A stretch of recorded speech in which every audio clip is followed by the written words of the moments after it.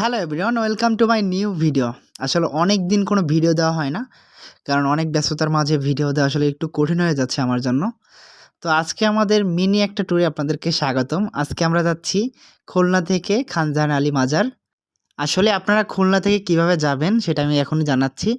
আমরা আসলে রূপসা ঘাট পার হইছি।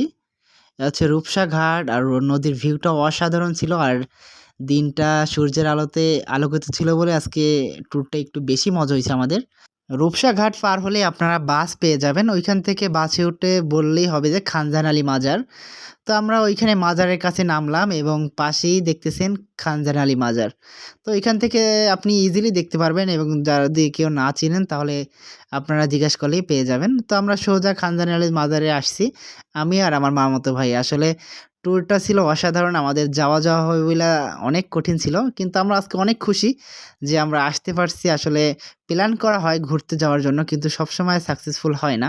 তো এইটা হইছে এইজন্য ভালো। তো দেখেন ভিউটা। তো হঠাৎ করে একটু মেঘলা আকাশ হয়ে গেছে, না হয় আরও সুন্দর লাগতো। তো এই হচ্ছে খানজাহান আলী মাজার। আসলে অনেক লোক ছিল, কারণ ওই দিন ছিল শুক্রবার। তো মাজারের ভিতর আপনারা আসলে দেখতে পাবেন প্রথমেই অনেক সুন্দর একটা মাজার। তো এটা অনেক সুন্দর করে করছে। আর হচ্ছে আপনার তার ভিতরে গেলেই আপনারা দেখতে পাবেন বিশাল এক দিঘি, যেখানে অনেক কুমির আছে। তো আমরা ভিতরের দিকে যাচ্ছি, আর এবং পরিবেশটা অনেক ভালো ছিল। তো আমার মামাতো ভাই এই ১ম বার আসছে। আমি এর আগে ২ বার আসছিলাম, ঘুরছি। কিন্তু ওর ভালোই লাগতেছিল। বলছে, "ভাই সেই আসলে।" কারণ সামনে দিঘি এবং কুমির দেখার একটা ইচ্ছা ছিল, কিন্তু সেটা হবে কিনা জানি না।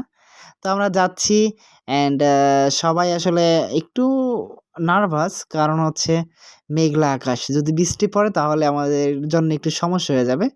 তো অনেক লোকই ঘুরতে আসছে। আমরা সোজা দেখতেছি যে নদীর পাড়ে অনেক লোক। আসলে কি, আমরা ১ম এ ভাবছিলাম যে কুমির হয়তোবা।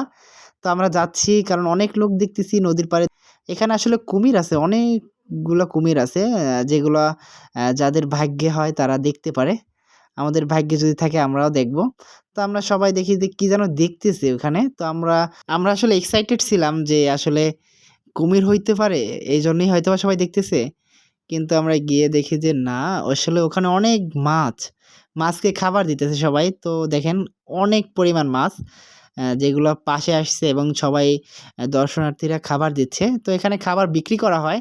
তো আপনি ৳১০ দিলেই পেয়ে যাবেন খাবার দেওয়ার সুযোগ। তো আমরা ৳১০ থেকে ১ প্যাকেট কিনছিলাম, এবং খাবার দিছে। আসলে মাছকে খাবার দিলে ভালোই লাগছে অনেকটা, কারণ অনেকগুলা মাছ একসাথে খাবার খাইতেছে।